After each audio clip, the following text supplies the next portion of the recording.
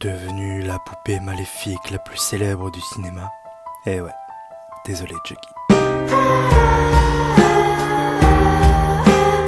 Annabelle, avant d'être une icône du cinéma d'horreur, était bien réelle. C'est Mike, le maître de l'angoisse. Laissez-moi vous emmener dans les origines sanglantes d'Annabelle.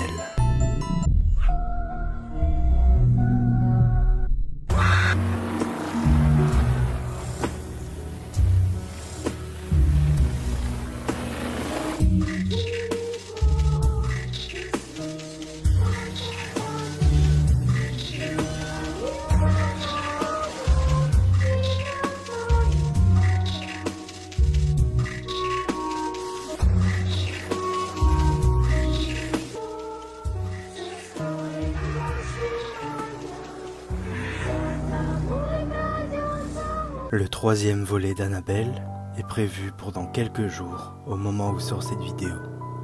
Beaucoup savent que la poupée démoniaque est inspirée de faits réels. Mais savez-vous vraiment tous les détails ? Tout commence en 1970.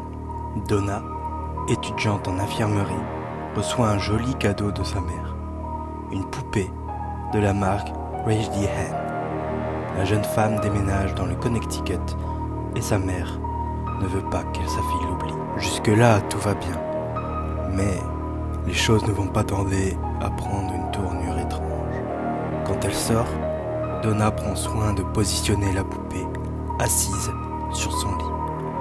Mais, à son retour, elle a changé de place ou de position.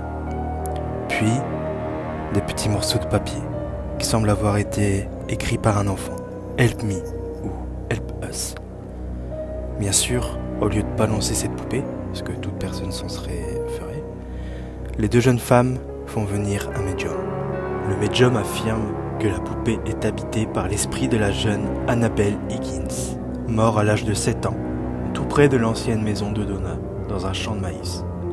Compréhensive, ou complètement folle, Donna décide de garder la poupée pour s'occuper du jeune esprit. Lou, une de leurs amies, refuse de croire à cette histoire de fantôme, jusqu'à cette nuit où elle rêve que la poupée s'en prend à elle et l'étrangle. À son réveil, Lou a des marques autour de la gorge. Les filles demandent alors de l'aide au prêtre de la ville, qui fait appel au démonologue Ed et Lorraine Warren. Très vite, les Warren en concluent que ce n'est pas l'esprit de la jeune Annabelle, mais un démon qui tente d'affaiblir les habitants pour en prendre possession. En effet, les esprits ne peuvent prendre possession d'un objet inanimé. Ils peuvent s'en servir juste pour en donner l'illusion qu'il soit possédé.